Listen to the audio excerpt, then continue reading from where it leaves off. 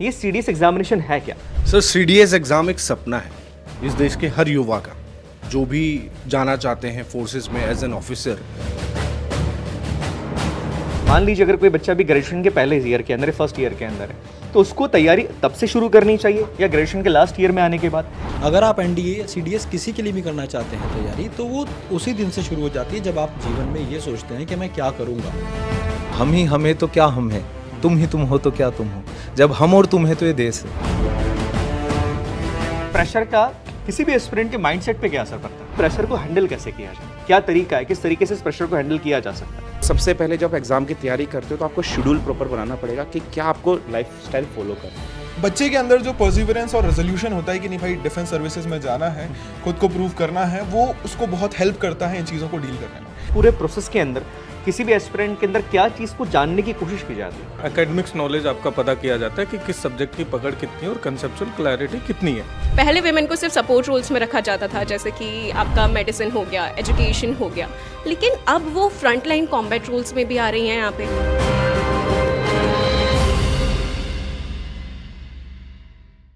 जय Hind everyone, I am Prathamesh Nanjani और आज मेरे साथ आपके सारे चहीते फैकल्टी हैं जो कि आपके सीडीएस एग्जाम की तैयारी करवाते हैं। आज हम इन सारे फैकल्टीज़ के साथ इस एग्ज़ाम के बारे में, जितने भी इस एग्ज़ाम का नॉलेज है, इस एग्ज़ाम में आपको क्या करना चाहिए, आपको जिन पॉइंट्स के ऊपर डाउट होता है, उन सारे पॉइंट्स के बारे में आज हम बात करने वाले हैं।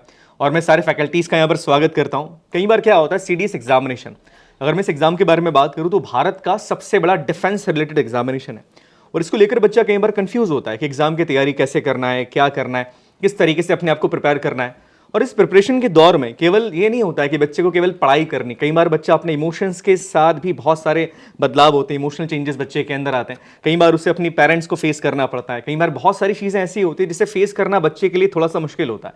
तो आज आपके इन सारे सवालों का जवाब हमारे सारे फैकल्टीज़ देने वाले हैं। सबसे पहले सर मैं आप सभी का बहुत स्वागत करता हूँ और आई न्यू कि आप बच्चों को एक सही मार्गदर्शन ही यहाँ पर देने वाले। पहला सवाल मैं गोपाल सर से करना चाहूँगा। गोपाल सर, मैथमेटिक्स का रोल बहुत इंपॉर्टेंट होता है उन सारे एस्पिरेंट्स के लिए जो कि इंडियन मिलिट्री एकेडमी ज्वाइन करना चाहते हैं, पर सबसे पहली बात यह है कि ये सीडीएस एग्जामिनेशन है क्या? बिकॉज इस एग्जाम के बारे में बच्चा ये तो जानता है कि इससे आर्मी, नेवी, एयरफोर्स के अंदर जाया जाता है, पर कई सारे एस्पिरेंट्स ऐसे जिन्हें एक्जैक्टली अभी तक क्लियरली नहीं पता है, जिन्होंने अभी अपना ग्रेजुएशन कंप्लीट किया है या अभी ग्रेजुएशन के अंदर आए हैं, तो वास्तविकता में सीडीएस एग्जामिनेशन है क्या? सर सीडीएस एग्ज़ाम एक सपना है इस देश के हर युवा का, जो भी जाना चाहते हैं फोर्सेस में एज एन ऑफिसर, उन सभी का एक सपना है। और सीडीएस एग्ज़ाम साल में 2 बार होता है, twice in a year UPSC द्वारा कंडक्ट कराया जाता है।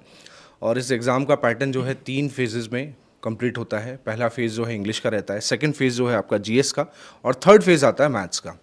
लेकिन इसमें सबसे इंपॉर्टेंट ये चीज़ है कि जो लोग Indian military academy, air force academy, Indian naval academy में जाना चाहते हैं, उनको मैथ्स कंपलसरी देना पड़ता है। बट अगर आप ओटीए यानी कि ऑफिसर्स ट्रेनिंग एकेडमी की तरफ जाना चाहते हैं तो आपको फिर मैथ्स देने की ज़रूरत नहीं पड़ती है। ठीक है, अब बात करते हैं कि इसकी तैयारी कैसे की जाए। देखो, तैयारी के लिए सबसे ज़रूरी होता है कि एग्ज़ाम का एनालिसिस करना। एग्ज़ाम एनालिसिस मतलब वो किस तरीके से प्रिपेयर किया जाए, कितना ड्यूरेशन उसके लिए होना चाहिए। बच्चे सोचते हैं कि हम बैच परचेज कर लेते हैं, तो हम क्लासेस देख रहे हैं, डीपीपी लगा रहे हैं, हमारा सिलेक्शन हो जाएगा। देखो भाई, यूपीएससी का नाम एक यूनियन पब्लिक सर्विस कमीशन भी है, साथ में अनप्रिडिक्टेबल सर्विस कमीशन भी है, क्योंकि प्रिडिक्ट नहीं कर सकते हो आप कि किस तरीके का पेपर सेट होगा। हर बार हमें कुछ नया देखने को मिलता है, हर बार, हर साल, किसी भी टाइम कुछ भी कर सकते हैं वो, तो उसको प्रेडिक्ट करना बहुत मुश्किल होता है। तो मेरा हमेशा बच्चों को लेकर एक ही चीज़ रहता है, चाहे आप जीएस पढ़ रहे हो, चाहे आप इंग्लिश पढ़ रहे हो, पहले आप पेपर्स का एनालिसिस कीजिए कि किस तरीके से क्वेश्चंस का पैटर्न रहता है, किस तरीके से क्वेश्चंस को पूछा जाता है। स्पेशली बात करूँ इंग्लिश को लेकर तो हमें काफ़ी बड़े चेंजेस देखने को मिले। कल एग्ज़ाम हुआ, हम लोगों ने देखा तो वहाँ पे चेंजेस मिले। मैथ्स का पेपर 2-3 बार से काफ़ी टिपिकल आ रहा था। 2023 की बात करूँ, सेकंड पेपर बहुत टिपिकल पेपर था। हम बच्चों से खुद कह रहे थे कि 30 से 35 क्वेश्चन अगर आपने कर लिए सफिशिएंट है। लेकिन कल का पेपर देखा, मैं देख रहा हूँ कि ईजिली 60 to 70 क्वेश्चन आराम से हो सकते हैं। तो पेपर का पैटर्न, अब बच्चे ही सोचते हैं कि चलो इस बार पेपर सिंपल आया, अगली बार थोड़ी कम भी तैयारी करेंगे तो चल जाएगा। तो पेपर आप प्रिडिक्ट नहीं कर सकते हो कि टफ रहेगा, इजी रहेगा या मॉडरेट रहेगा। तो जब भी आप किसी भी सब्जेक्ट की प्रिपरेशन करें, आप सबसे पहले उसकी बेसिक्स पर जाएं, क्योंकि यूपीएससी हमेशा एनसीईआरटी की जड़ों को पकड़ा रहता है, वो कभी एनसीईआरटी की जड़ों को नहीं छोड़ता है। हम ये सोचते हैं कि स्टेटमेंट के क्वेश्चन टफ होते हैं मैथ्स में या अदर सब्जेक्ट्स में भी टफ होते हैं, बट ऐसा नहीं है। आपको उसकी प्रैक्टिस करनी पड़ती है। सबसे पहले आपको एनसीईआरटीज़ को बहुत अच्छे से पढ़ना चाहिए, तब जाकर आपको यूपीएससी एग्ज़ाम क्रैक होने का मौका मिलता है। बिल्कुल सर, आपने सही कहा कि एग्ज़ाम को एनालाइज करना बहुत ज़रूरी होता है। देखिए क्या होता है कि ये कॉम्पिटिटिव एग्जामिनेशन है। कई बार इस एग्ज़ाम के अंदर बच्चा जो सबसे बड़ी मिस्टेक करता है वो ये करता है कि बिना पिछले पेपर्स को एनालाइज किए, बिना पिछले पेपर्स को देखे, सिलेबस को बिना पढ़े, कई बार एस्पिरेंट से बहुत मिस्टेक करते हैं और एग्ज़ाम की तैयारी के अंदर वो भिड़ जाते हैं। प्रॉब्लम क्या आती है, देखो आपको समझना पड़ेगा कि कहाँ पर किस सब्जेक्ट का वेटेज कितना है, किस लेवल की तैयारी आपको करनी है, किस सब्जेक्ट के अंदर आपको ज़्यादा मेहनत करनी पड़ेगी और कौन सी ऐसी चीज़ें जिसको आपको छोड़ना पड़ेगा, जो आपकी बहुत कमज़ोर चीज़ है। तो इस सर ने बात बिल्कुल सही कही कि आपको एग्जाम का एनालिसिस करना बहुत ज़रूरी है और लगातार अभी आप देख रहे हैं कि एग्जाम का लेवल लगातार बढ़ता जा रहा है, पैटर्न चेंज होता जा रहा है। अब ऐसा क्यों हो रहा है? देखिए, भारत के कई सारे युवा अब ऐसे हैं जो कि भारतीय सेना को ज्वाइन करना चाहते हैं। इसके पीछे कई सारे रीजंस है, आप में से कई सारे लोग इन रीजंस को जानते हैं और लगातार ये मान के चलिए कॉम्पिटिशन अब लगातार बढ़ता जाएगा। कॉम्पिटिशन कभी भी कम नहीं होता है, वो लगातार बढ़ता जाएगा और अपने आप को उस तरीके से तैयार करना बहुत मुश्किल चीज़ है। अब मैं यही सवाल दानिश सर से पूछना चाहूँगा कि सर इस एग्ज़ाम के लिए अपने आप को प्रिपेयर कैसे किया जाए, बिकॉज हो रहा ये है कि लगातार एग्ज़ाम का जो लेवल है वो लगातार बढ़ता जा रहा है। अभी हम लोगों ने लास्ट कल ही पेपर हुआ है और देखा है कि किस तरह का सवाल वहाँ पर इंग्लिश के अंदर पूछे गए। बच्चा कंफ्यूज होता है। मान लीजिए अगर कोई बच्चा भी ग्रेजुएशन के पहले ईयर के अंदर है, फर्स्ट ईयर के अंदर है, तो उसको तैयारी तब से शुरू करनी चाहिए या ग्रेजुएशन के लास्ट ईयर में आने के बाद या अपना ग्रेजुएशन कंप्लीट करने के बाद तैयारी शुरू करनी चाहिए? दानिश सर, ये बड़ा इंपॉर्टेंट क्वेश्चन है। मतलब मैं ये जानता हूँ कि हमारे भारत के अंदर लगभग 95% बच्चा इसी चीज़ को लेकर कंफ्यूज है कि तैयारी में करूँ तो करूँ कैसे, कहाँ से स्टार्ट करूँ? जी सर। सर, एक परेशानी सीडीएस एग्ज़ाम के साथ ये है कि सीडीएस एक्चुअली किसी का टारगेट नहीं होता, टारगेट एनडीए रहता है। और जब एनडीए में बच्चा नहीं हो पाता तो वो सीडीएस के थ्रू एंट्री लेता है। ये एक प्रॉब्लम है और जिसको हमें बहुत अच्छे से एड्रेस करना पड़ेगा। लेकिन जब हम उस स्टेज पे हैं, जैसे बात यह है कि कब शुरू करना चाहिए, तो इसके लिए हमें बताना पड़ेगा कि एनडीए की तैयारी कब से शुरू करनी चाहिए।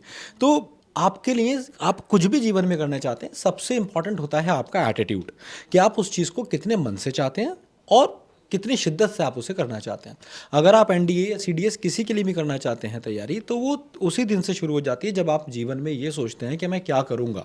क्योंकि ये कोई ऐसी चीज़ नहीं कि पार्ट टाइम है कि मैं ये भी कर लूँगा और साथ में कुछ और भी कर लूँगा। It is not your hobby, it is the goal of your life and for that you have to plan rigorously. तो इसमें मैं ये कहूँगा, जब बच्चा 9th में होता है, 10th में होता है, तो उसको समझ लेना चाहिए अगर उसे डिफेंस सर्विसेज में जाना है तो मुझे अभी से तैयारी करना पड़ जाएगी। बेस्ट ये है कि आप एनडीए के थ्रू चले जाते हैं। लेकिन अगर मान लीजिए कि आप में से बहुत सारे लोग ऐसे हैं जिन्होंने देर में सोचा, बाद में सोचा, एनडीए निकल जाने के बाद सोचा, या फिर आईआईटी, जेई या किसी भी और फील्ड में वो कुछ करना चाहते थे, किसी कारणवश वो नहीं हो पाया, तो सीडीएस एक बेहतरीन ऑप्शन है। और ये वो ऑप्शन है जो आपके छूट गए उन्हीं ऑप्शंस के बराबर में लाके आपको खड़ा कर देता है। आपको वही कमीशन, वही सब कुछ मिल जाता है, ट्रेनिंग भी कम मिलती है और कहीं ना कहीं जो साल आपके पीछे के किसी भी कारणवश अगर आपको लगता है ख़राब हो गए हैं तो कहीं ना कहीं कंपनसेट कर देता है सीडीएस। तो one of the best examination. अब बात यह है कि जब आपको तैयारी करना आप शुरू करनी चाहिए, तो अभी आप अगर अभी का पेपर देखेंगे सीडीएस का, तो पिछले कुछ टाइम से लगातार पैटर्न चेंज हो रहा है। मैं स्टूडेंट से कह रहा हूँ that you have to go for reading, और रीडिंग के बिना आप सर्वाइव ही नहीं कर सकते हैं। अब सीडीएस में तो फिर भी 120 क्वेश्चन है सर, एनडीए में 50 क्वेश्चन में सर्वाइव नहीं कर सकता स्टूडेंट अब बिल्कुल बिना रीडिंग। जब हमारे पास 120 क्वेश्चंस आ रहे हैं और अगर आप इसी बार के पेपर के वर्ड्स देखेंगे, 5000 से ज़्यादा वर्ड्स हैं जो आपको रीड करना पड़ेंगे अगर आप सीडीएस का पेपर सिर्फ सॉल्व करना चाहते हैं इंग्लिश का। तो सिर्फ इंग्लिश का अगर आप रीड करेंगे 5000 से ज़्यादा वर्ड हैं। अगर वो आपसे ग्रामर पूछ रहे हैं तो ग्रामर में भी आपको 3 बड़े बड़े सेंटेंसेस अराउंड 50 वर्ड्स पढ़ने के बाद आप एक ग्रामेटिकल एरर बता पाएंगे। अगर वो आपसे वोकैबलरी पूछ रहे हैं तो आपसे वो ये भी पूछ रहे हैं कि ये जो वोकैबलरी का वर्ड इलिसिट पूछा गया है, ये वर्ब है या नाउन है, एडजेक्टिव है, साथ में इसका मीनिंग तो पता होना चाहिए और यूसेज भी पता होना चाहिए। So it is not just about knowing the word or knowing the grammar, it is about the usage of the words. So English is going totally on application. If you know the application of the language, if you know how it is used, if you know that how you have to frame a sentence in multiple way, then only you can prepare for CDS. तो in short मैं ये कहना चाहूँगा कि जब जागे तभी सवेरा, जितनी जल्दी हो सके आप सीरियस हो जाइए CDS एग्ज़ाम के लिए।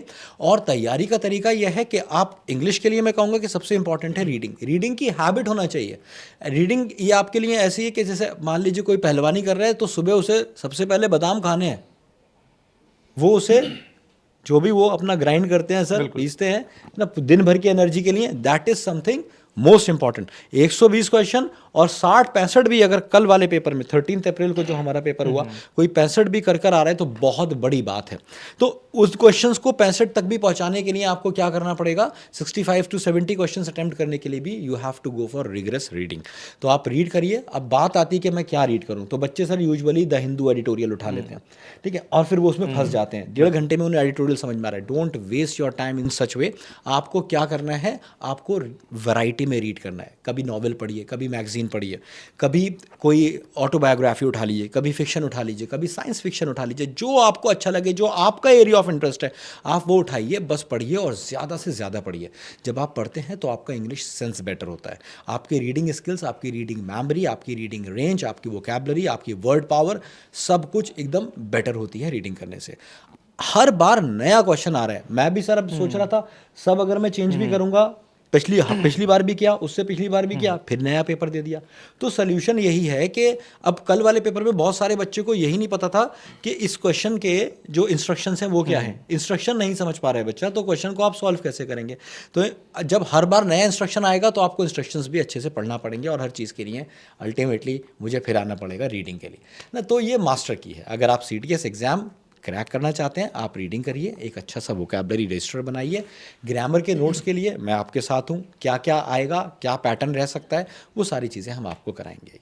बिल्कुल सर, आपने बहुत सही चीज़ें बताई। बिकॉज इंग्लिश का अपना एक पूरा एक पेपर है और उसमें एस्पिरेंट बहुत सारे डिफिकल्टीज फेस करता है। सर एक डिफिकल्टी है जो कई बार एस्पिरेंट मुझे बताते हैं और वो कहते हैं कि सर वोकैब को हम लर्न कैसे करें।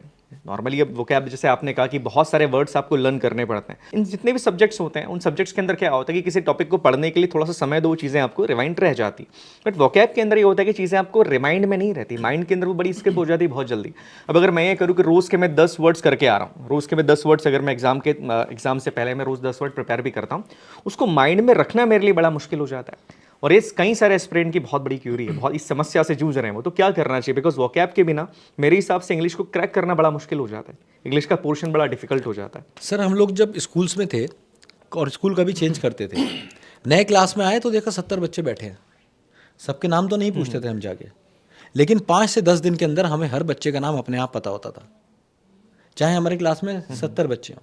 और ऐसी करके अगर हमारे पास 4 सेक्शन भी हैं तो ज़्यादातर बच्चों के नाम हमें पता होते थे। बिल्कुल।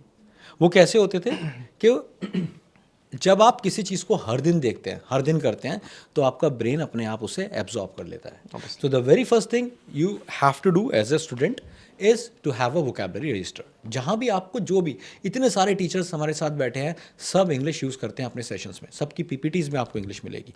तो कुछ वर्ड आपको मैथ से भी सीखने को मिलेंगे, कुछ वर्ड्स, मैंने बहुत सारे वर्ड्स हैं जो मैथ से सीखे, ठीक है, बहुत सारे वर्ड्स आपको बायोलॉजी से मिलेंगे, बहुत सारे आपको वर्ड इकोनॉमी से मिलेंगे, बहुत सारे वर्ड्स आपको ज्योग्राफी से मिलेंगे, इसी तरीके से पॉलिटी से बहुत सारे वोकैब के वर्ड मिलेंगे।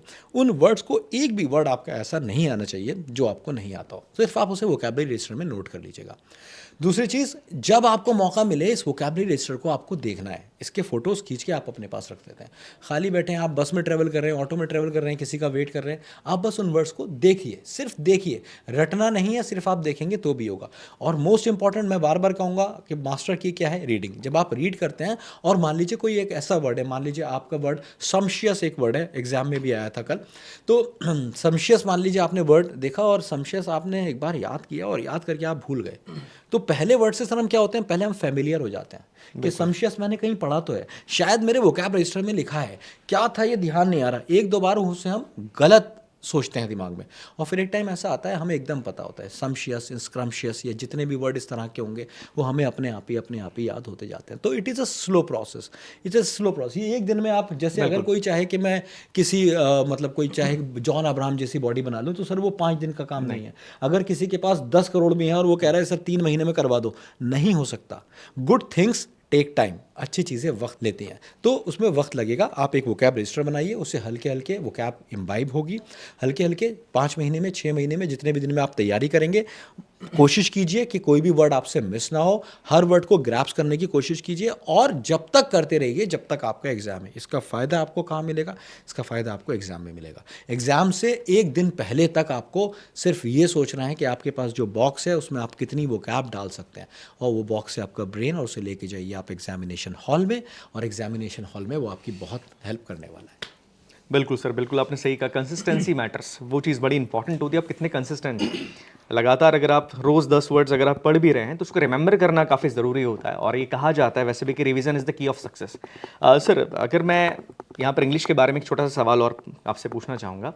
इंग्लिश के अंदर एक प्रॉब्लम अभी जो नए पैटर्न के अंदर हमको देखने को मिली, बच्चा उसको प्रॉब्लम समझ रहा है। सबसे बड़ी बात यह है, कल भी मेरी कई सारे स्टूडेंट से बात हुई, बच्चा उसे समझ रहा है प्रॉब्लम की, इस समस्या का समाधान हम अब कैसे ढूंढेंगे, क्योंकि ये तो कहीं पर है ही नहीं, हमने कहीं पर ये चीज़ पढ़ी ही नहीं है। तो सर, कल के पेपर के लिए स्पेसिफिकली मैं आपसे पूछना चाहूँगा, बिकॉज ये केवल कल के पेपर के लिए नहीं है, अब आने वाले एग्जाम्स के अंदर भी CDSE पैटर्न को फॉलो करने वाले इंग्लिश के अंदर, उसके लिए आप क्या कहना चाहेंगे? सर देखिए, प्रॉब्लम कभी भी पैटर्न नहीं होता है, प्रॉब्लम हमारी तैयारी होती है। हम डिफेंस की बात करते हैं, फौज में भी जाते हैं, तो हमें ये थोड़ी पता होता है कि गोली किधर से आएगी, हम बस किधर से भी आ सकती है इस चीज़ की तैयारी करते हैं। तो सबसे इंपॉर्टेंट किसी भी एग्जाम के लिए आपका एटीट्यूड होता है। आपको इस एटीट्यूड के साथ जाना है कि ये तो मुझसे नया क्वेश्चन पूछेंगे, मैं देखता हूँ कि कितना नया क्वेश्चन हो सकता है। अब कल के एग्ज़ाम के अगर मैं बारे में बात करूँ तो जिस तरह के क्वेश्चंस पूछे गए वो आपको कैट में, मैट या स्नैप, जैट, इस तरह के जो MBA एंट्रेंस एग्जाम्स होते हैं उसमें इस तरह के क्वेश्चंस पूछे जाते हैं। बिल्कुल, उसका लेवल थोड़ा हाई होता है, इनका लेवल थोड़ा सा कम था, पर पैटर्न उसी तरीके का। ओके। चीज़ें आपको सबसे पहले तो क्या होगा ना कि अब मान लीजिए मुझे इंडियन क्रिकेट टीम में सर बॉलिंग सीखनी है, तो पहले दिन जाके मैं इन स्विंग और आउट स्विंग नहीं सीखूंगा। पहले दिन मेरा काम होगा कि मुझे हाथ घुमा के बॉल फेंकना ही आ जाए, मैं सीम उसकी अच्छे से कैच कर सकता हूँ, मैं जो भी बॉल फेंकूँ वो सीम से पिच हो, मतलब we have to stick to the basic, again we have to come back to the grammar. तो एक बार आपकी सीम पिच होने लगेगी, तब आपका जो कोच होगा आपको बताएगा कि कब आपको कलाई पुश करनी है, कब आपको मतलब रिस्ट से पुश करना है, कब आपको रिस्ट पुश नहीं करनी है, कब आपको शोल्डर स्ट्रेंथ लगानी है, कब आपको एल्बो स्ट्रेंथ लगानी है। तो ये चीज़ें सर बहुत बाद में आएंगी। अब जब मैंने एक बात ये बोली, जब आप क्वेश्चन पढ़ के उसका मीनिंग नहीं समझ पा रहे हैं, आप कह रहे हैं सर ये जो ग्रामेटिकल एरर आया है इसका मतलब क्या होगा, तो जब आप ग्रामेटिकल एरर का मीनिंग नहीं निकाल पा रहे हैं तो ये बातें बहुत हाई लेवल हो जाती हैं। तो सबसे पहले हमें क्या करना है, हमें अपने बेसिक्स पे वर्क करना है। जो भी चीज़ एग्जाम में आ रही है कम से कम मिनिमम हम उसे पढ़ के समझ पाएँ, और अगर आप इतना ही कर पाएंगे तो समझ लीजिए 25 से 30 क्वेश्चन आप तब भी बनाएंगे। सबने बात करी कि पेपर डिफिकल्ट था, लेकिन मैं आपको बताता हूँ अगर आप इसमें से पिक करेंगे तो बहुत सारे क्वेश्चन जो डिफिकल्ट नहीं थे वो इतने आसान थे कि वो सेकंड्स में हो रहे थे। PQRS सबसे खतरनाक आते थे CDS में, बच्चा उसको छोड़कर आता था। इस बार वो छोड़ने वाले नहीं थे, वही करने वाली चीज़ थी। तो 10 क्वेश्चंस ऐसे थे कि बस आप देखिए और लगा दीजिए, सिर्फ पहला सेंटेंस आपको पता होना चाहिए था, आपके पास वो क्वेश्चन बन जाते। इसके अलावा भी 20 से 25 क्वेश्चन और थे जो काफ़ी आसान थे। तो 35 से 40 क्वेश्चन कोई भी कर सकता था उसमें, और जो बचे हुए थे वो किसी से नहीं होते। So this is how they have framed the paper. तो 35 से 40 क्वेश्चन तो वो तो आप अपने सुनिश्चित कीजिए कि इतने तो मैं करूंगा ही हर हाल में, क्योंकि वो बेसिक है। अब उसके आगे का सफर वही तय करेगा जिसकी जितने रीडिंग स्किल्स होंगे, जितने अच्छी आपकी रीडिंग होगी, जितनी अच्छी आपकी वोकैबुलरी होगी, जितनी अच्छी आपने वो ग्रामर पे फोकस करके काम किया होगा, उतने ज़्यादा वो 35 के ऊपर आपका स्कोर जाता जाएगा। जिसने बहुत अच्छे लेवल पे रीडिंग करी होगी वो कल के पेपर में बनाएगा 80-85 आराम से, 80-85 तक वो लेकर जाएगा। जिसने थोड़ी कम करी होगी वो 70-75 तक जाएगा, जिसने बहुत ही कम करी होगी वो 50 पे रह जाएगा। सो ये बिल्कुल सिंपल है सर, जैसे वो हिंदी में कहावत है, जितना गुड़ डालो उतना मीठा। बिल्कुल बिल्कुल। Thank you so much sir आपके इस प्रेशियस गाइडेंस के लिए, बिकॉज बच्चों को इस चीज़ की बड़ी ज़रूरत होती है। इंग्लिश जो है बहुत सब्जेक्ट बहुत ज़्यादा मैटर करता है। अब एक सवाल सर मैं राहुल सर आपसे पूछना चाहूँगा। एस्पिरेंट को ये बहुत बड़ा डाउट कई बार होता है कि IMA और OT के अंदर डिफरेंस क्या होता है। जिन एस्पिरेंट्स को नहीं पता है उन्हें मैं बता दूं कि ऑफिसर ट्रेनिंग अकेडमी के अंदर भी आप इंडियन आर्मी के लिए ही ट्रेन करते हैं, और IMA के लिए अंदर भी आप जब जाते हैं तो आप इंडियन आर्मी के लिए ट्रेन करते हैं, बट दोनों के बीच में एक छोटा सा डिफरेंस है। राहुल सर वो डिफरेंस क्या है? इंडियन मिलिट्री अकेडमी के बारे में अगर मैं बात करूँ और OTA के बारे में बात करूँ तो मेजर डिफरेंस दोनों के बीच में क्या है? सर जैसे बच्चा CDS एंट्री से ज्वाइन करना चाहता है तो उसके पास 2 ऑप्शन होते हैं, एक तो OTA और दूसरा IMA, INA, AFA, इनके थ्रू जा सकता। तो प्रिपरेशन से ही उसके डिफरेंस की बात करते हैं। सबसे पहले जब आप OTA के लिए प्रिपेयर करोगे तो आपको इंग्लिश और GS के लिए जाना होगा, सिर्फ 2 ही पेपर आपके पास होंगे। बट जब आप IMA के लिए परस्यू करोगे तो आपके पास एलिमेंट्री मैथमेटिक्स का एक और पेपर जुड़ जाएगा।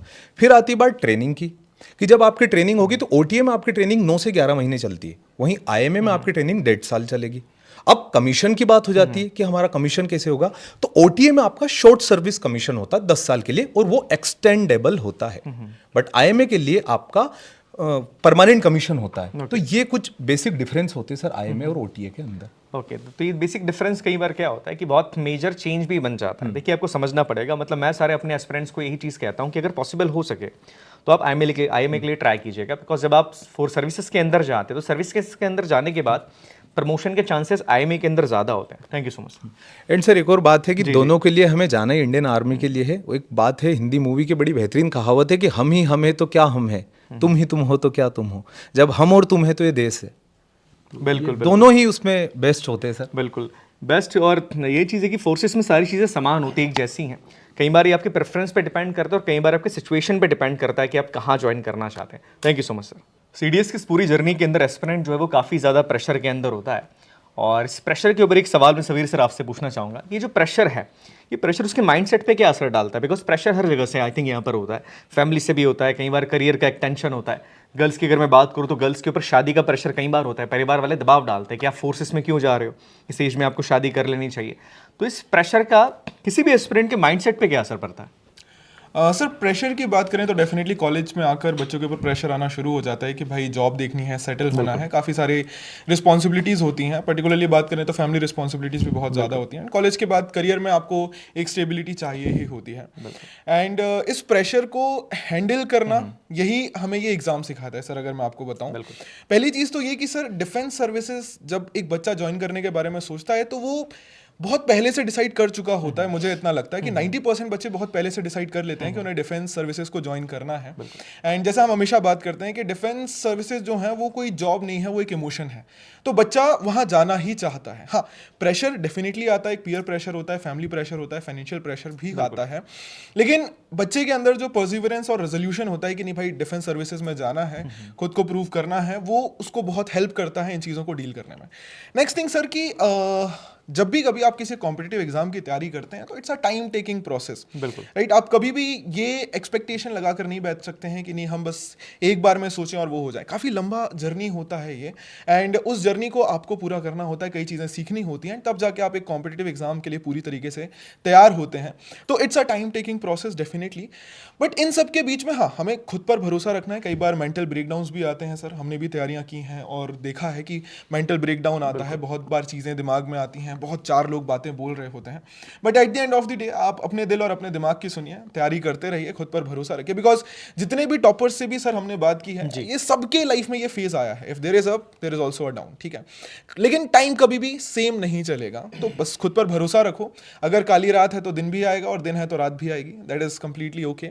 तैयारी करते रहो, खुद पर भरोसा रखो और एक consistency, that is most important. हर रोज उठो, खुद को बताओ कि नहीं मैं ये कर सकता हूँ, कोई बात नहीं, कल का दिन अच्छा नहीं गया था, आज बेहतर करूंगा, फिर नेक्स्ट डे के लिए तैयार हो और फिर शुरुआत करो शुरू से, हर रोज सुबह उठकर।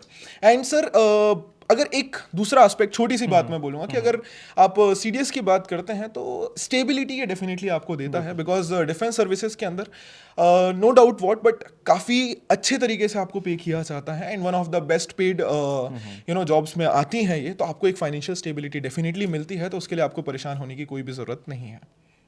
नहीं, बिल्कुल सभी सर, आपने बिल्कुल सही चीज़ कही है कि यहाँ पर फाइनेंशियल स्टेबिलिटी भी आपके पास है। कई बार एस्पिरेंट को लगता है कि फोर्सेस, देखिए फोर्सेस एक इमोशन है, दैट वी ऑल न्यू कि फोर्सेस इमोशन है, बट कई बार हमको समझना पड़ेगा कि फाइनेंशियल स्टेबिलिटी भी लाइफ के अंदर काफ़ी ज़रूरी होती है। और केवल ये नहीं कि फोर्सेस के अंदर आप जाते हैं तो आपको फाइनेंशियल स्टेबिलिटी नहीं मिलेगी। अगर आप पे के बारे में बात करें तो जितने भी गवर्नमेंट जॉब्स हैं आप देखेंगे सबसे ज़्यादा पे स्केल आपको फोर्सेस के अंदर ही मिलता है। अब विक्रांत सर, मैं एक सवाल आपसे पूछना चाहूँगा। हमने प्रेशर के बारे में बात करी, जो बच्चा झेल रहा है और झेलता भी। अभी इस पॉडकास्ट को बहुत सारे एस्पिरेंट्स देख रहे होंगे, उनके माइंड में चीज़ें चलती हैं, कई सारी चीज़ें चलती है। जैसे एग्जाम्पल मैं आपको बताता हूँ कि एस्पिरेंट जब तैयारी करते हैं तो रात को अगर नींद खुल जाए तो फिर से नींद नहीं आती उनको, बिकॉज दिमाग में हमेशा वही चीज़ें चलती रहती है। और ऐसा नहीं कि हमारे अपने खुद के ऊपर भरोसा नहीं, बट जो एग्जाम का पैटर्न चेंज होता जा रहा है, लगातार लेवल जो डिफिकल्टी का है बढ़ता जा रहा है, तो इस प्रेशर को हैंडल कैसे किया जाए? क्या तरीका है, किस तरीके से इस प्रेशर को हैंडल किया जा सकता है? बिल्कुल सर, देखिए कोई भी बच्चा जब किसी भी एग्ज़ाम की तैयारी करता है तो सबसे एक डिमांड बच्चा करता है कि सर मोटिवेशन नहीं आ रहा है। बिल्कुल। तो मेरा ये कहना है कि मोटिवेशन लाने के लिए आप खुद ही रिस्पॉन्सिबल हो। आपका जो पास्ट होता है ना, आपकी जो फैमिली कंडीशंस होती हैं, वो सबसे बड़ा मोटिवेशन फैक्टर होता है। तो जब भी आपको ज़िंदगी में अगर कुछ अच्छा करना है तो सबसे पहले आप अपने पेरेंटल कंडीशंस देखिए, आप किस बैकग्राउंड से आए। अगर वो आपके अंदर जिंदा है वो कंडीशंस, ऐसा हमेशा होगा हमारी लाइफ में, कभी ना कभी किसी ने हमें को इंसल्ट किया होगा, कुछ वर्ड्स बोले होंगे या हमारे पेरेंटल को कुछ बोला होगा। तो अगर वो चीज़ आपके दिलो दिमाग के अंदर जिंदा है, क्योंकि मेरा मानना यह है कि बेइज्जती जो होती है ना, वो सबसे बड़ा मोटिवेशन फैक्टर होता है। और किसी को अगर प्रूफ करना है तो अपने हैंड से या किसी एक्शन से प्रूफ करना नहीं है, उसको अपनी मेहनत से कामयाबी से हमेशा प्रूव करना चाहिए। तो दोस्तों हमेशा ये याद रखना कि भी आपको ज़िंदगी में कामयाब होना है तो you are only the motivation factor behind your success. कोई आपको मोटिवेट नहीं करेगा। हो सकता है हम आपको बोलेंगे बच्चों पढ़ो पढ़ो, लेकिन आप ही सबसे बड़े मोटिवेशन फैक्टर हो। तो कभी भी आप लाइफ के अंदर लो फील करो तो एक बार याद कर लेना कहाँ थे आप, कहाँ से आप कहाँ जाना है और क्या जर्नी आपको ट्रैवल करनी है। दूसरी चीज़ सर, ये जो जर्नी है सीडीएस एग्जामिनेशन की जो प्रिपरेशन की है, ये अपने आप में बहुत शॉर्ट भी है, अगर 6 महीने की प्रिपरेशन हम लोग बात करें, और लॉन्ग भी है। ऐसा नहीं है कि शॉर्ट है भाई लॉन्ग भी, दोनों चीज़ है। तो आपको ना एक स्ट्रेटेजी वे में चलना पड़ेगा। तो आपको सबसे पहले जब एग्जाम की तैयारी करते हो तो आपको शेड्यूल प्रॉपर बनाना पड़ेगा कि क्या आपको लाइफ स्टाइल फॉलो करना है। आप सुबह क्या उठ रहे हो, फिर आप स्कूल भी जा रहे हो, कोई वर्किंग भी होगा, कोई कॉलेज भी जा रहा है, फिर उसके बाद आपको आना है, कुछ भी आप कंडीशंस कर रहे हो, तो आपको अब स्टडी के लिए टाइम निकालना पड़ेगा। और हमेशा एक चीज़ याद रखना, बहुत ज़्यादा लंबा टाइम तक पढ़ना मैटर नहीं करता है, मैटर करता है आपकी क्वालिटी एजुकेशन, आपने जो क्वालिटी आर्ट्स वहाँ पर दी है। क्वांटिटी मैटर्स नहीं करती है। अगर आप 2.5 घंटे पढ़े हो तो यार ऐसा पढ़ लो, मस्त पढ़ लिया, बिल्कुल बढ़िया पढ़ लिया, आपके दिमाग के अंदर सारी चीज़ें फ्रेम आउट हो गई हैं, उससे रिलेटेड कैसा भी क्वेश्चन आ जाए आप कर लोगे। और सबसे दूसरी चीज़ है कंसिस्टेंसी। आपको प्रॉपर उसको रिवाइज करना पड़ेगा। सैटरडे या संडे का दिन आप ऐसा फिक्स कर लीजिए यहाँ पर आप रिवाइज करो। आपको मॉक टेस्ट देने हैं। और कभी भी ज़िंदगी में लो फील करो, कुछ भी करो, एंटरटेनमेंट भी करो, तो सॉफ्ट म्यूजिक्स या कुछ मोटिवेशनल सॉन्ग्स जो भी आपको पसंद आता है वो करो।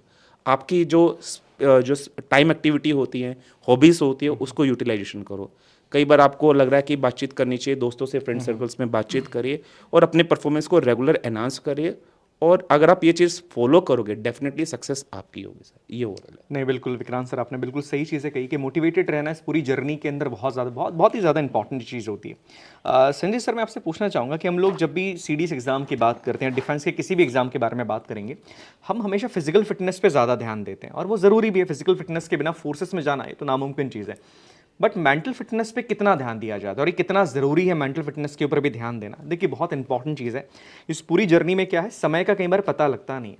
कई बार बच्चा एक अटैम्प्ट देता है, कई बार दूसरा अटैम्प्ट देता है। उसके बाद बच्चे का इमोशनल जो माइंडसेट है वो थोड़ा सा डिसबैलेंस तो मैं नहीं बोलूँगा, बट थोड़ा डिस्टर्ब हो जाता है यहाँ पर। तो इस पूरी जर्नी के अंदर फिजिकल फिटनेस के साथ साथ मेंटल फिटनेस पे कितना ध्यान दिया जाता है और कितना देना चाहिए?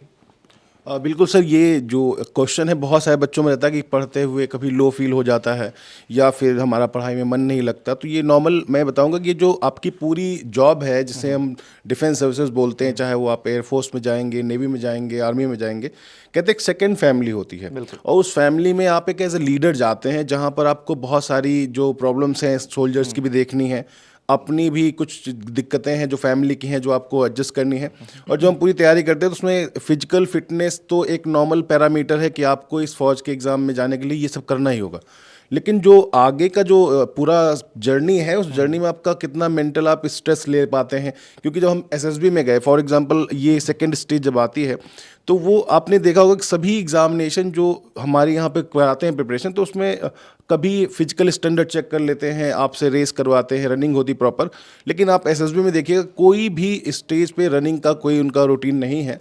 वो आपकी एक साइकोलॉजी टेस्ट करके, आपसे कई तरह के क्वेश्चन करके, चाहे वो जीटीओ ग्राउंड पे करेंगे, आपके इंटरव्यू के दौरान करेंगे, आपसे पूछेंगे, आपसे कुछ राइटिंग करवाएंगे, उसी से वो निकाल लेते हैं कि आप कितना फिजिकली फिट रह सकते हो, कितना आप मेंटली स्ट्रांग हैं। तो मतलब एक ऐसा पैरामीटर है मेंटल स्ट्रेस आपका झेलने का, या मेंटल हेल्थ इतनी ज़रूरी है कि आप विदाउट अपने प्रेजेंस में फिजिकली अपीयर होके भी वो आपकी स्ट्रेंथ को जान सकते हैं, आप क्या क्या कर सकते हैं। तो ये स्ट्रेंथ बहुत ज़रूरी है। और दूसरा, ये प्लान आप करते हैं, उस प्लान को एग्जीक्यूट करते हैं जिसके लिए आपकी फिजिकल बॉडी आपको दे रही है, कर रही है, एक्सेप्ट कर रही है कि नहीं कर रही। तो ये जो मैसेज आता है पूरा बॉडी में तैयारी के दौरान कि हमें ये करना है, हम डिफेंस में जाएंगे, उसकी आप हार्डनेस समझते हैं, तो सारा कैलकुलेशन वो मेंटल हेल्थ से ही आना है। अगर आप यहाँ से थोड़ा सा भी वीक हुए, आपको लगा कि आप नहीं कर सकते, तो बच्चे थोड़ा कहते हैं डिप्रेशन में चले गए, वो सारा ब्रेन का है। तो फिजिकल फिटनेस या आपकी जो ब्रेन की एक्टिविटी है वो पूरा आपका मेंटल हेल्थ ही डिसाइड करेगा। इसलिए बहुत ज़रूरी है कि आप मेंटली कितना ज़्यादा अपने आप को स्ट्रेस में रख के भी बैलेंस रहते हैं। जैसे आपने कोई इंसिडेंट देखा, एक पायलट जिसमें आपने जामनगर में उसका क्रैश हो गया प्लेन, तो उसने उस समय भी जब उसको लग रहा था कि ये सिचुएशन बिल्कुल आपकी लास्ट हो सकती है, इसके बाद वो बच नहीं सकता, उसके दौरान भी उसको ये दिमाग में रहा कि वो पहले अपने जूनियर को, जो को पायलट है, उसको आपको इजेक्ट कराया उसने। बाद में उस सिचुएशन में भी उसने देखा कि ज़्यादा से ज़्यादा लॉस ना हो, उसको सेफ जगह ले जाते हुए वो सेक्रीफाइस किया उसने आपको। तो ये मेंटल हेल्थ जब तक किसी डिफेंस में नहीं रहेगी तो वो शायद अपने डिसीजन को ले नहीं पाएगा ये लाइफ में।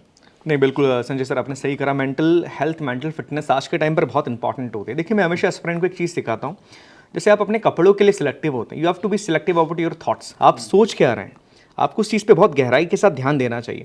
अभी प्रॉब्लम क्या होती है कि हमारा जो शेड्यूल है, सुबह से हम उठते हैं, उसके बाद रात को जब हम सोते हैं, आप एक बार अपने शेड्यूल को इंट्रोस्पेक्ट कीजिए। अब देखिए आपके शेड्यूल के अंदर आप क्या करते हैं, कितनी चीज़ें आपने सोची, आपने कितने डायमेंशंस के बारे में सोचा, क्या बात करी, किस चीज़ का इंपैक्ट आपके ऊपर पॉजिटिव पड़ा, किसका इंपैक्ट नेगेटिव पड़ा। बिकॉज अभी हो क्या रहा है ना कि 80% चीज़ें ऐसी होती है जो लाइफ में आपके किसी काम की नहीं है, बट आप उसका स्ट्रेस लेना शुरू कर देते हैं। तो इसको एनालाइज करना बहुत ज़रूरी है। तो thank you so much sir. Thank you. CDS examination केवल रिटर्न के बारे में नहीं होता है, ये ज़्यादा एसएसबी के बारे में। देखिए एक अधिकारी बनने के लिए आपके अंदर वो 15 OLQs होना ज़रूरी होता है, बट मैं हमेशा मानता हूँ कि 15 से ज़्यादा भी OLQs होते हैं। बट कई बार एक डाउट एस्पिरेंट के मन में आता है कि एसएसबी वास्तविकता में है क्या। जब हम बात करते हैं सर्विस सिलेक्शन बोर्ड की, तो इसके बारे में एस्पिरेंट्स को ये पता है कि हाँ 5 दिन का प्रोसेस होता है, कई तरह के टेस्ट होते हैं। पर आपके इस डाउट को दूर करने के लिए मैं देशा सर से सवाल पूछना चाहूँगा। देशा सर, एसएसबी वास्तविकता में है क्या, और एसएसबी के इस पूरे प्रोसेस के अंदर किसी भी एस्पिरेंट के अंदर क्या चीज़ को जानने की कोशिश की जाती है? देखो सर, डिफेंस सर्विसेज में जाने की बात करें तो सीडीएस यूपीएससी करवाएगा, और उसमें आपका एकेडमिक्स नॉलेज आपका पता किया जाता है कि किस सब्जेक्ट की पकड़ कितनी है और कंसेप्चुअल क्लैरिटी कितनी है। बट इसमें जो सिलेक्शन हो रहा है, चूंकि डिफेंस में आपको लीडरशिप रोल दिए जाते हैं, तो लीडरशिप रोल होता है तो वहाँ पर आपको इंटेलिजेंस की भी आवश्यकता है, एक्यूरेसी और decision making, quick decision making भी आपको चाहिए होती है। तो उसके लिए एक अलग से बोर्ड की जरूरत पड़ेगी, एक अलग से असेसमेंट की जरूरत पड़ती है। तो एसएसबी बेसिकली एसेसर्स का एक ग्रुप है जो आपको 5 दिन अलग अलग पैरामीटर्स पर इवेलुएट करता है कि भाई साइकोलॉजिकल लेवल पर आप किस तरीके से हो, तो आईक्यू के साथ ईक्यू भी कितना है। क्योंकि इनफैक्ट जब आप काम करोगे और कई बार ऐसे क्रूशियल स्टेजेस आ जाते हैं, तब आपको इंपॉर्टेंट डिसीजंस लेने होते हैं, और वो बड़े क्विकली डिसीजंस होते हैं। उसमें आपको अपना इमोशनल जो बैलेंस है वो भी रखना, आपको साइकोलॉजिकली भी आपको एक स्ट्रेट फॉरवर्ड आपको डिसीजन लेना है जो कि आपके लिए अच्छा होगा, जो फोर्सेस के लिए अच्छा होगा। तो उसके लिए ज़रूरी है कि आप उसको किस तरह से उस डिसीजन को लेते हैं। तो इसीलिए एसएसबी ऑर्गेनाइज करवाता है, 5 दिन का होता है, जिसमें आपके अलग अलग स्टेजेस होती हैं, इंटरव्यू की स्टेजेस होती हैं, 2 अलग अलग स्टेजेस होंगे, जिसमें आपको साइकोलॉजिकल लेवल पर भी आपको टेस्ट किया जाता है कि how you behave in a particular situation. आपको लिखने के लिए भी दिया जाता है, आपसे पर्सनालिटी टेस्ट भी किया जाता है कि basically how you will be representing your leadership, because आपके नीचे भी बहुत सारे लोग होंगे, उनको आप लीड करोगे, डिसीजन भी लोगे उनके लिए। तो basically SSB is that. So SSB का जो पार्ट है ना, तो एकेडमिक्स वाला ओवर हो जाता है सीडीएस के साथ। अब ओवर द एकेडमिक्स, यानी कि एकेडमिक्स के अलावा जो क्वालिटीज़, ऑफिसर्स लाइक क्वालिटीज़ जो होती हैं, वो चेक करने के लिए ये बोर्ड होता है, और एक आपका 5 डेज़ के अंदर ये पूरा का पूरा डिफरेंट एक्टिविटीज़ के थ्रू चेक किया जाता है। बिल्कुल सर, एसएसबी व्यक्ति को जानने का प्रोसेस है, व्यक्ति की थॉट प्रोसेस को जानने का ये प्रोसेस बनाया गया 5 दिनों का। देखिए एक चीज़ याद रखिएगा, leader emerges only in the pressurising situation. Normal situation में लीडर इमर्ज नहीं होता है। इस 5 दिन के प्रोसेस के अंदर आपको उस प्रेशर के अंदर डाला जाता है। एक शब्द कहा जाता है मनसा, वाचा और कर्मणा। इसके बारे में आपने सुना होगा कि व्यक्ति जो है, उसकी जो बैलेंस पर्सनालिटी है, वो इन 3 पॉइंट्स के ऊपर ही डिपेंड करती है। तो इन तीनों चीज़ों के ऊपर आपको चेक किया जाता है। अब सर एक सवाल राहुल सर मैं आपसे पूछना चाहूँगा कि जब हम बात करते हैं वाचा के बारे में, जब मैं पर्सनल इंटरव्यू के बारे में बात कर रहा हूँ यहाँ पे, तो यहाँ पर फिजिकल फिटनेस कितना मैटर करती है? क्या कई बार ऐसा होता है कि कोई एस्पिरेंट जो फिजिकली फिट है, उसका कह सकते हैं प्रभाव ज़्यादा बेहतर पड़े इंटरव्यूइंग ऑफिसर के ऊपर? क्या ऐसी कोई चीज़ मायने रखती है? ऐसा होता भी या नहीं होता, या एक मिथ है? सर जैसे हम आर्म्ड फोर्स ज्वाइन कर रहे, देश की रक्षा कर रहे, यहाँ तो अगर एक आम आदमी के लिए भी बात की जाए ना, तो फिजिकल फिटनेस बहुत ज़्यादा ज़रूरी होती है। अब ये तो कुछ दूसरों की रक्षा करने की बात हो गई, तो यहाँ तो शुरुआत हो जाती है कि फिजिकल फिटनेस बहुत ज़्यादा ज़रूरी है। जैसा सर ने बताया था कि मेंटल फिटनेस वो भी बहुत इंपॉर्टेंट होती है। तो एक हेल्दी माइंड रिसाइड करता है एक हेल्दी बॉडी के अंदर। और आप एसएसबी के अंदर जब देखोगे तो एसएसबी के अंदर आपके ग्रुप टास्क होते हैं, ऑब्स्टिकल्स होते हैं, हाफ ग्रुप टास्क होते हैं, वहाँ पर आपको ये हेल्प करेगा। साथ ही साथ अगर आप फिजिकल फिट रहोगे तो आपका दिमाग काम बहुत अच्छे से करेगा, आप अच्छे से लर्न कर पाओगे ड्यूरिंग योर रिटन प्रिपरेशन। मतलब कि आपके अंदर एक डिसिप्लिन, एक डेडिकेशन जन्म लेगा उसी फिजिकल फिटनेस के साथ। तो सर फिजिकल फिटनेस उसकी तैयारी के दिन से लेकर के तो उसकी रिस्पॉन्सिबिलिटी के दिन तक बहुत ज़्यादा ज़रूरी है। नहीं बिल्कुल सर, बहुत ज़रूरी है, और बहुत अच्छा आंसर आपने दिया कि फिजिकल फिटनेस केवल फौज के लिए नहीं, आज नॉर्मल लाइफ में भी बहुत ज़्यादा इंपॉर्टेंट है। अब मैम मैं आपसे एक सवाल पूछना चाहूँगा यहाँ पे। जी सर। बहुत सारी गर्ल एस्पिरेंट्स आपको देख रही हैं, और कई सारे एस्पिरेंट्स ऐसी जो आपको अपना इमोशन भी मानती हैं। तो कई बार गर्ल होने के नाते आप ये चीज़ शायद ज़्यादा बेहतर समझती हैं कि जब एक लड़की डिसीजन लेती है कि उसे आर्म फोर्सेस ज्वाइन करना है तो क्या क्या प्रॉब्लम फेस करती है। अब प्रॉब्लम तो वो बच्ची फेस करती है, इसके साथ साथ कई बार परिवार भी हाथ पीछे खींच लेता है कि नहीं आप फोर्सेस ज्वाइन क्यों कर रहे हो। इसके अलावा अगर हम फोर्सेस के बारे में बात करें तो फोर्सेस के अंदर वुमेंस का रोल कितना ज़्यादा इंपॉर्टेंट है और वुमेंस को कितनी अपॉर्चुनिटी आज के टाइम पर फोर्सेस के अंदर दी जा रही है, इसके ऊपर थोड़ी आप बात कीजिएगा। बिकॉज कई सारी बच्चे ऐसी हैं जो किसी गाँव के अंदर भी हैं या अपने घर के अंदर से चीज़ें देख रही, बट उन्हें इस चीज़ का नॉलेज नहीं है। उन्हें लगता है कि फोर्सेस में जाना महिलाओं के लिए भी इतना ज़्यादा फेथफुल नहीं रहने वाला है, इतना फ्रूटफुल नहीं होने वाला है। तो आप इसके लिए क्या कहना चाहती हैं? सर यहाँ पे बात एक ही आती है कि भले ही हम बैटल फील्ड की बात करें या फिर हम माइंडसेट की बात करें, तो विमेन सोल्जर्स जो हैं वो दुश्मनों से पहले तो स्टीरियोटाइप से लड़ रही हैं। बिल्कुल। क्योंकि स्टीरियोटाइप यहाँ पे उठकर आता है कि आर्मी सिर्फ मेल्स के लिए है। लेकिन एक चीज़ यहाँ पे समझनी बहुत ज़्यादा ज़रूरी है कि एक आर्मी सिर्फ ताकत से नहीं चलती। यहाँ पे और भी फैक्टर्स हैं, जैसे कि क्राइसिस मैनेजमेंट हो गया, जैसे कि स्ट्रैटेजी हो गई, और ये उतने ही ज़्यादा ज़रूरी हैं जितना फिजिकल स्ट्रेंथ ज़रूरी है।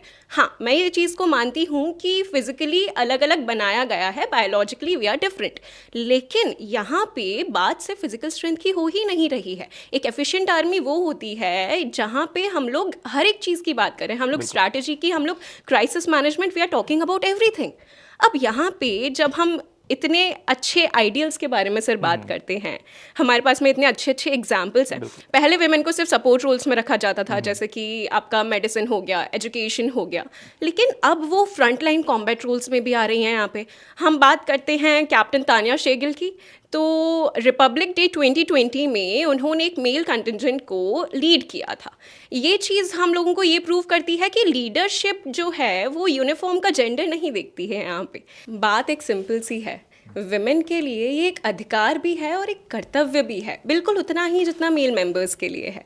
तो इस चीज़ को ध्यान में रखते हुए मैं एक और चीज़ के साथ में सर एंड करना चाहूँगी कि the first one to win, the first Indian to specifically win the MMA fight is a women and not a man. Pooja Tomar की यहाँ पे मैं बात कर रही हूँ।